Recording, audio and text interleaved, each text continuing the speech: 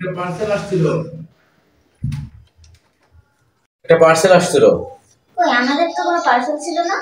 কেন? এই যে আপনাদের যে অ্যাড্রেসটা তো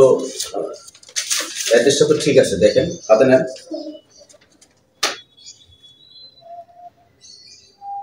ঠিক আছে না?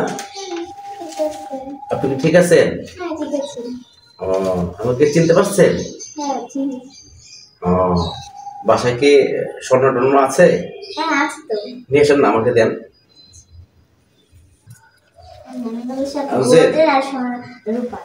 ওরে বাবা, ধন্যবাদ ধন্যবাদ। দারুন দারুন। তাহলে আমি ব্যাগে ভরে নিই না।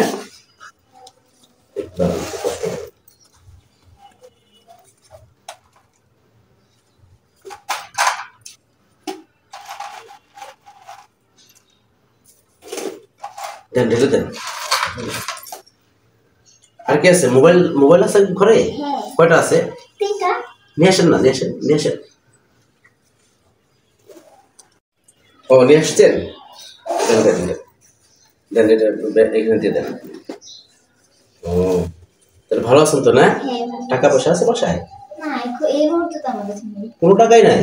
2-4-50,000 1 লাখ হবে না? বাসা টাকা রাখেন না?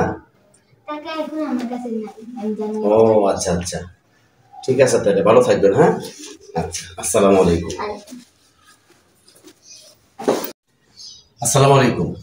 দেখেন, আমি এতক্ষণ যেটা করলাম, এটা সাধারণত এখন একটি নতুন চক্র বের হয়েছে, যেটাকে আমরা অনেকেই বলে থাকি আপনার জিনের নিঃশ্বাস বা জাদুর নিঃশ্বাস, যেটাই বলে থাকি।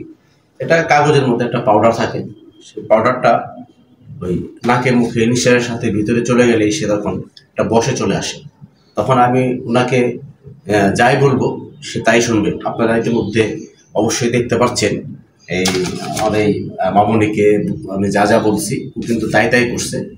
এটা আসলে সম্পূর্ণটাই অভিনয় ছিল, কিন্তু আমি আপনাদেরকে এটাই বোঝাতে চাচ্ছি, সতর্ক করতে চাচ্ছি, যেরকম এখন প্রতিনিয়তই হচ্ছে।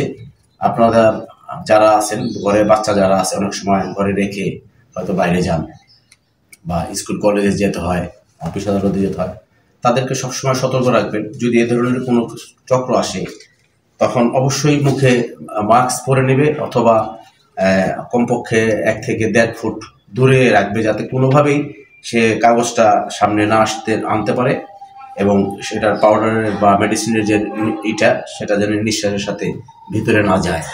এটার জন্য জাস্ট আমার এই ভিডিওটি করা।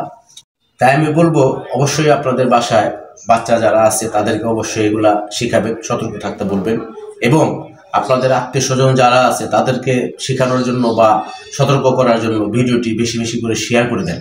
তাহলে অবশ্যই সবাই ভিডিওটি দেখলে সচেতন হবে। আপনি কি বলেন আম্মুজান? তাই সবাই সাবধান থাকবেন। জি, সবাই সাবধান থাকবেন, ভালো থাকবেন, সুস্থ থাকবেন।